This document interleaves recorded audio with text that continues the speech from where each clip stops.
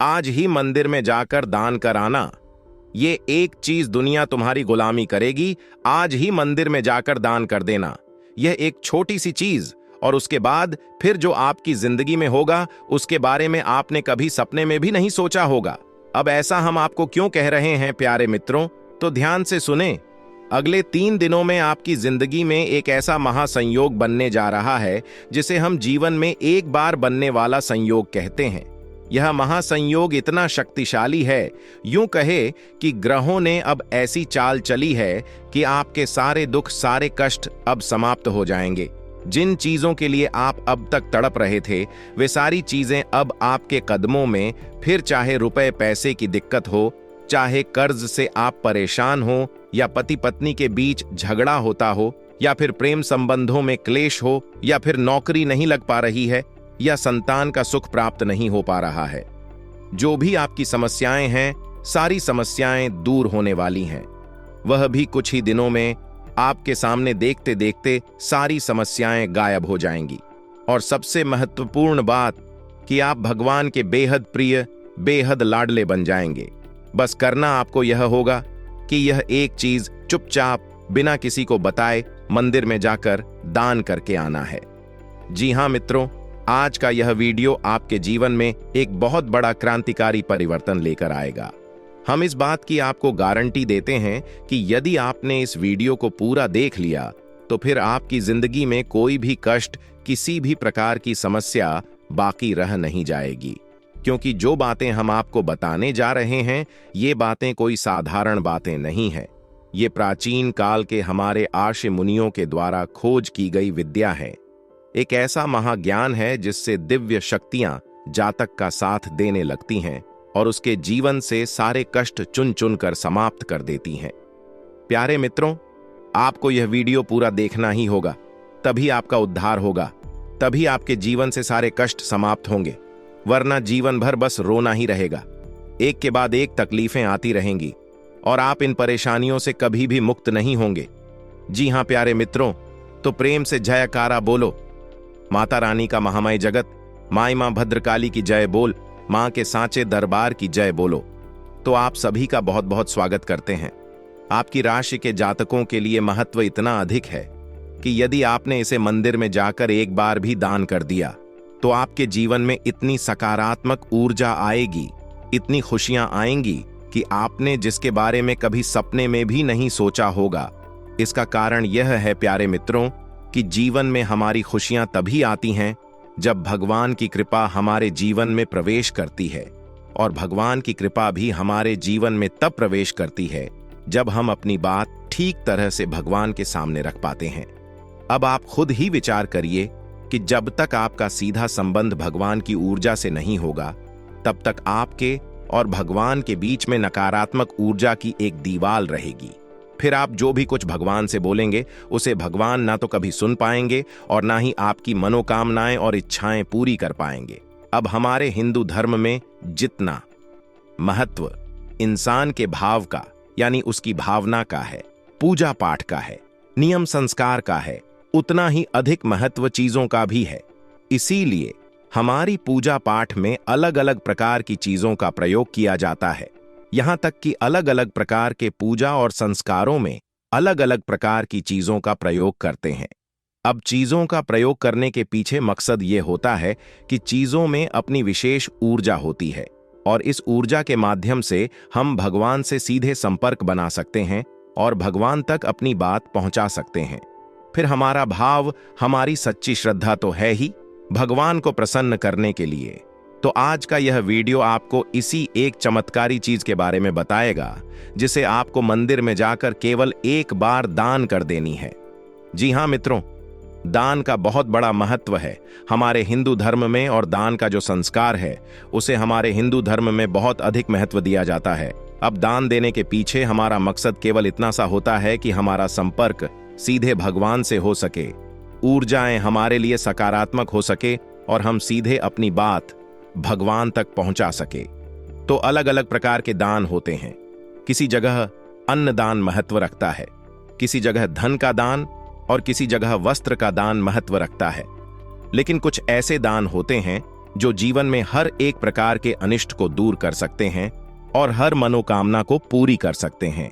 इन्हीं में से यह एक दान है जिसके बारे में आगे हम आपको वीडियो में बताने जा रहे हैं। प्यारे मित्रों, इस तरह की जानकारी अक्सर आपको ऊपर कहीं भी देखने के लिए नहीं मिलेगी, क्योंकि लोग इतनी मेहनत नहीं करना चाहते हैं। ऊपर ऊपर की जानकारी लेकर बस जैसे तैसे लोगों को इधर उधर की बातें बताकर निकल जाते हैं। गहराई से चीजों को समझाना उन्हें नहीं आता है, क्योंकि उन्होंने खुद ना तो अध्ययन किया है और ना ही कभी जीवन में साधनाएं की हैं, भगवान से जुड़ने की कोशिश की है। लेकिन हम जो भी बातें आपको बताते हैं उनमें शास्त्रों की गहराई होती है। विशेष अध्ययनों के द्वारा, माता रानी की साधना और उनकी अनुभूतियों के द्वारा चीजों को हम आप तक लेकर आते हैं। और जो भी बातें हम आपको बताते हैं, पहले उन बातों को हम सैकड़ों हजारों लोगों पर आजमा लेते हैं, और जब उन बातों की सत्यता साबित होती है तभी हम आपको वे बातें वीडियो के रूप में बताते हैं। और हमारे द्वारा बताई गई बातों से हजारों लोगों का जीवन बदल चुका है। उनके जीवन में खुशियां आ चुकी हैं। किसी को संतान का सुख प्राप्त हुआ, तो किसी को कर्जे से मुक्ति प्राप्त हुई, तो किसी पर माता लक्ष्मी की विशेष कृपा हुई। तो प्यारे मित्रों, आज अब आपका नंबर आ चुका है। आप इस वीडियो को पूरा देखें और जो बातें हम आपको बताने जा रहे हैं उन बातों की गहराइयों को अच्छी तरह से समझें। तो चलिए मित्रों, बिना समय गवाए आज के इस ज्ञानवर्धक वीडियो की शुरुआत करते हैं। लेकिन उससे पहले हम चाहते हैं कि आप माता रानी का आभार व्यक्त करें। तो कमेंट बॉक्स में एक बार नहीं 3 बार लिखना, जय मां भद्रकाली कृपा करो। माता रानी की आपको पूरी कृपा और आशीर्वाद निश्चित तौर पर प्राप्त होगा और अगले 3 दिन आपके जीवन में भाग्यशाली साबित होंगे। आपको खुशियां ही खुशियां देंगे। इसी साथ साथ प्यारे मित्रों, माई के इस तुच्छ दास का आपसे एक छोटा सा निवेदन और है कि यदि आप इस चैनल पर पहली बार आए हैं तो आप इस चैनल को सब्सक्राइब करके बगल में जो घंटी का निशान है उसे भी अवश्य दबा ही दें। ऐसा करके आप हमारे और माता रानी के दिव्य परिवार के सदस्य बन जाएंगे, सीधे धाम से जुड़ जाएंगे। फिर जो भी पूजा पाठ अनुष्ठान हम यहाँ माई की सेवा में करते रहते हैं, उन सब का आपको कुछ न कुछ आंशिक प्रतिफल अवश्य ही प्राप्त होता रहेगा। तो चलिए मित्रों, जल्दी से चैनल को सब्सक्राइब करिए, फिर आगे बढ़ते हैं। तो प्यारे दोस्तों, हम आपको एक बात बता दें कि पूरे राशि चक्र में आप ही एकमात्र ऐसे इंसान हैं, या यूं कहें कि आपकी राशि एकमात्र ऐसी राशि है जो केवल और केवल दिल की सुनती है, भावनाओं से चलती है। आप हमेशा दूसरों को प्रेम देते हैं, रिश्तों को सच्चे दिल से निभाना चाहते हैं। लेकिन इस सबसे बड़ी बात कि आप हमेशा दूसरों के लिए कुछ ना कुछ करते रहते हैं, दूसरों के जीवन में खुशियां लाने की कोशिश करते हैं। लेकिन आपके साथ जीवन में हमेशा गलत ही होता है। लोग आपको कभी भी समझ नहीं पाते हैं। हालांकि जब तक लोगों का मतलब रहता है तब तक तो वे आपसे प्रेम से जुड़े रहते हैं, लेकिन बाद में जब मतलब निकल जाता है तो पीछा छुड़ाकर चले जाते हैं। अब ऐसे में होता यह है कि इंसानों के लिए तो आप किसी मतलब के नहीं है, क्योंकि आप उनके लिए केवल उपयोग करने की चीज मात्र हैं। आपसे अपना मतलब निकालकर वह दूर हो जाते हैं। लेकिन प्यारे मित्रों, भगवान सब कुछ देख रहे होते हैं। और हम आपको बता दें कि पूरे राशि चक्र में जहां आप सबसे भावुक राशि चक्र, जहां आप सबसे भावुक इंसान हैं, वहीं जहां आपकी राशि सबसे भावुक राशि है, वहीं आप भगवान के भी बहुत अधिक प्रिय होते हैं।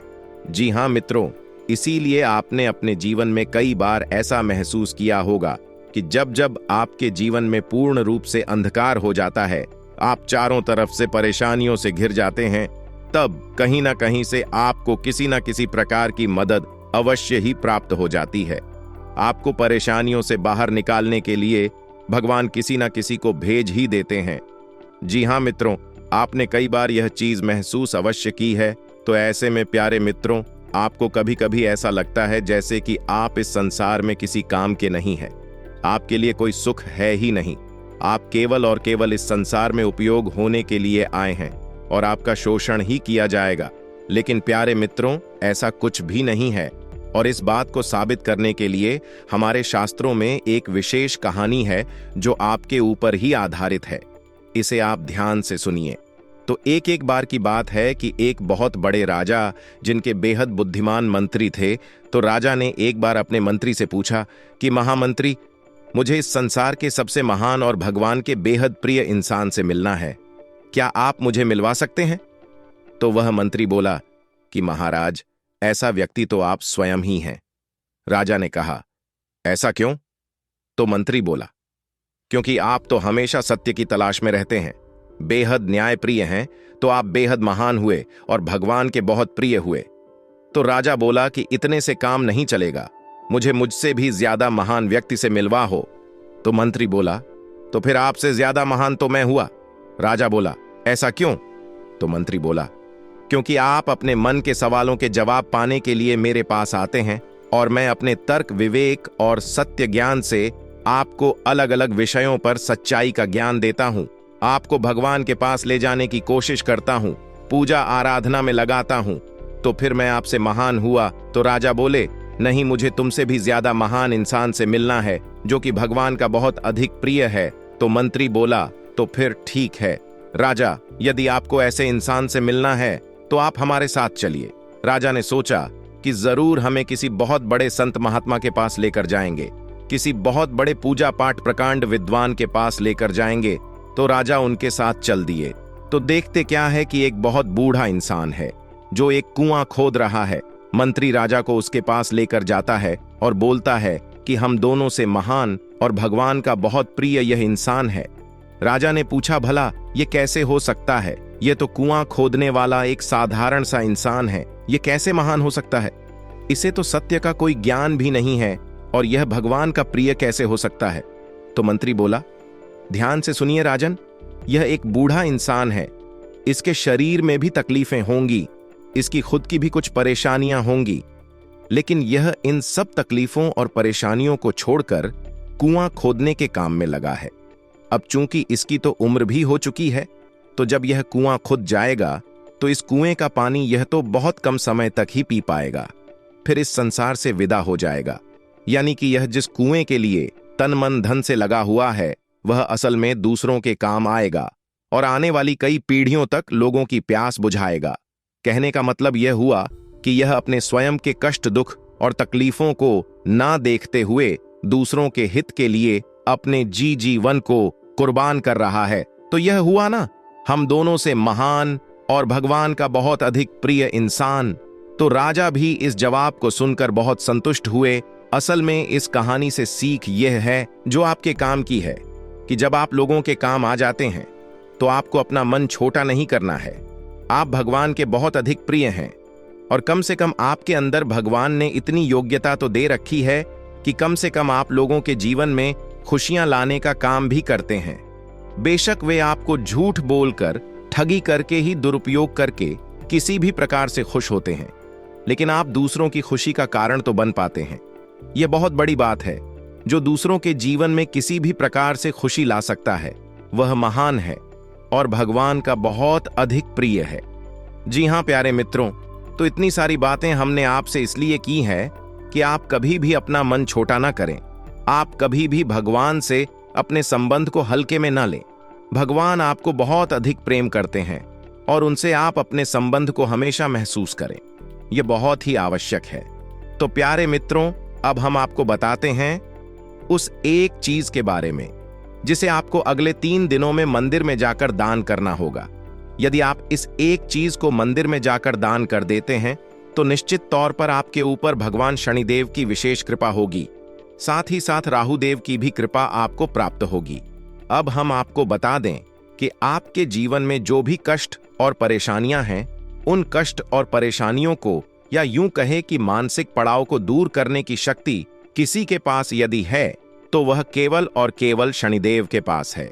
अब इसका कारण यह है कि यह पूरा जो 2024 का वर्ष है, पूरा का पूरा शनिदेव को समर्पित है। दूसरी बात कि शनिदेव को न्याय और कर्म का देवता भी कहा जाता है, और तीसरी बात कि शनिदेव की आपके ऊपर विशेष नजर रहती है, आपके ही ऊपर। क्या इस संसार के हर एक इंसान के ऊपर शनिदेव की विशेष नजर और कृपा दृष्टि रहती है?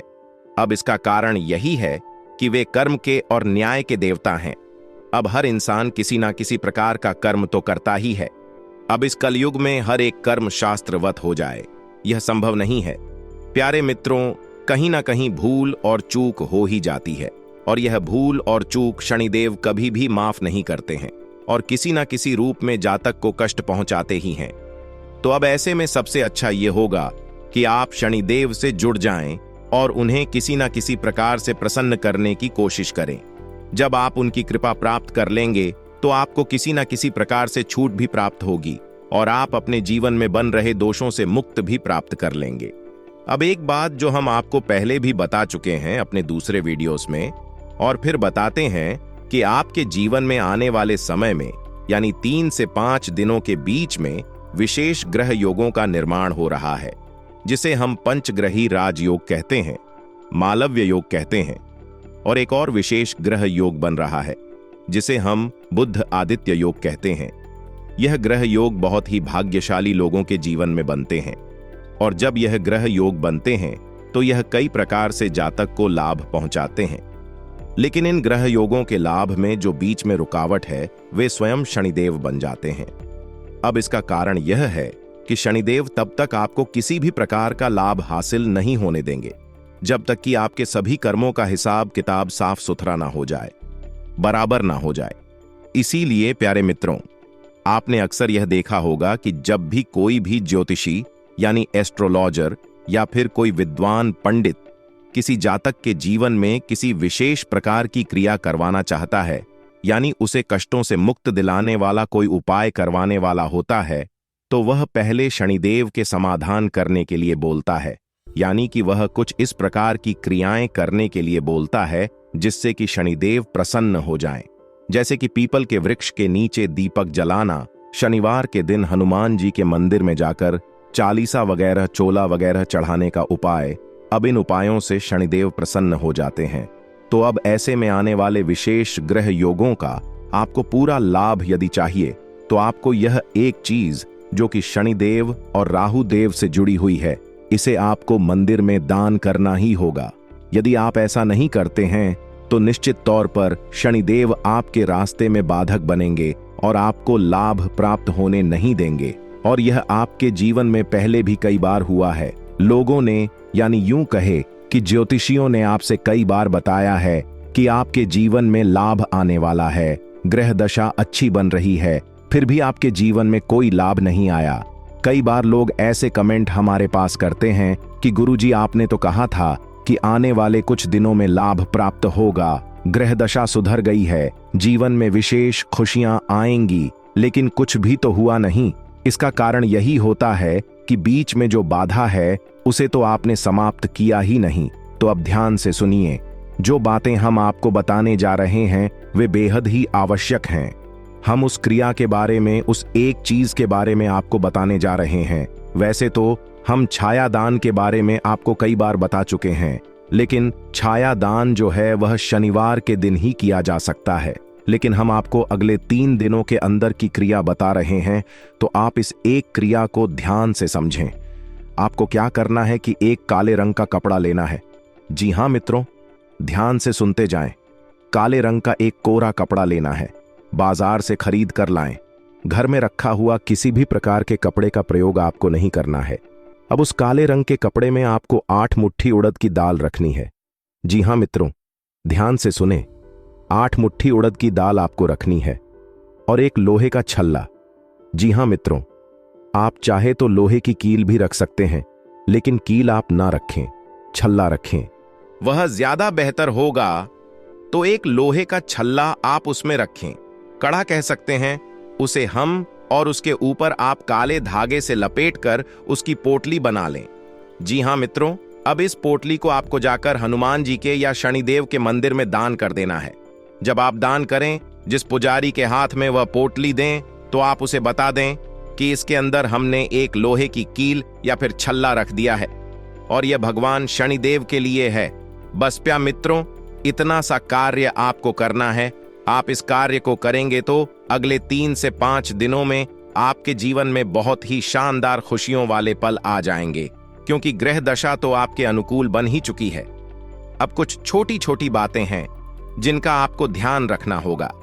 इस उपाय को आपको रात्रि के समय करना है, यानी कि सूर्यास्त होने के बाद मंदिर में जब शांति हो उस समय करना है। और कोशिश यह करें कि कोई आपको इस उपाय को करते समय टोके ना, यानी जब आप दान दे रहे हो, जब आप पोटली ले जा रहे हो, उसे आप छुपा कर रखें और आपको यह क्रिया करते हुए कोई टोके ना।